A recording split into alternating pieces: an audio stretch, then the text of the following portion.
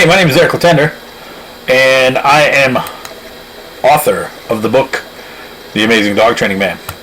And in this video, we're going to talk about using Jedi mind tricks on your dog.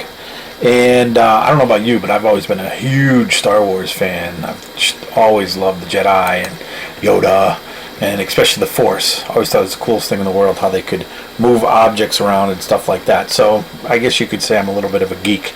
But I was actually on my Netflix account the other night. I was a little bored, and I came across a documentary called The People versus George Lucas.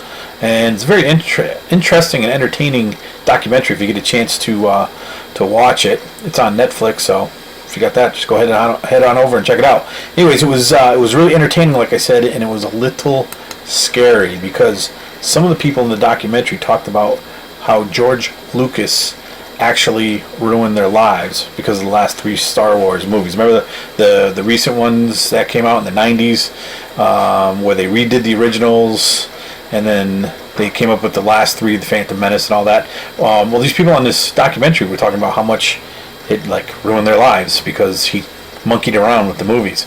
And a lot of people were sitting there saying, watching this going, these people really need to get a life if you think this guy ruined your life, because the lightsabers were a little different in the movie. But I always say to those people that they need to get a dog, because if you're that wrapped up in the movie, you need to focus your energy, and a dog is a great place to go and work with, and you can have a lot more fun.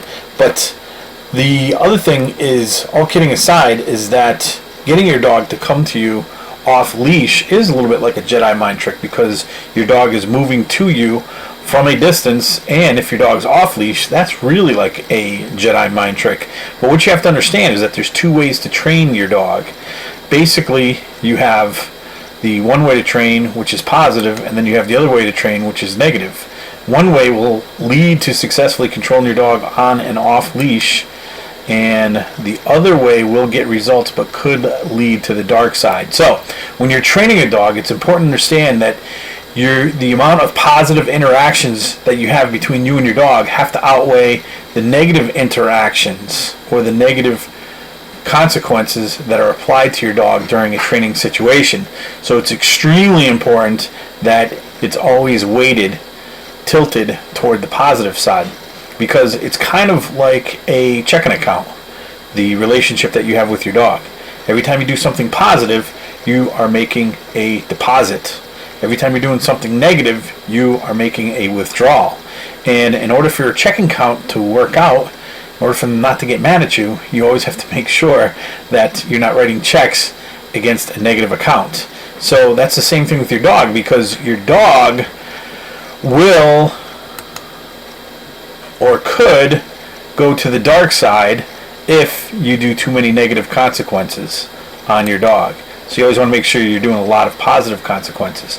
And what will happen is that if your dog is constantly getting corrected on a leash, or if the dog is getting scruff shaked or alpha rollovers or smacked under the chin, it can lead to aggressive behavior, and that's why we have to be careful with the way we do our training. So it's kind of like the Force. If you remember the Force, if you don't do the training the correct way, you go to the dark side. And we don't want that happening with your dog, because when your dog goes to the dark side, it is very difficult to bring them back. So that's just a little way to look at training. Make sure you use a lot of positive reinforcement when you're training your dog, and you'll get much better results. You'll have a happy dog, you'll have a responsive dog, and you won't have to worry about your dog going to the dark side.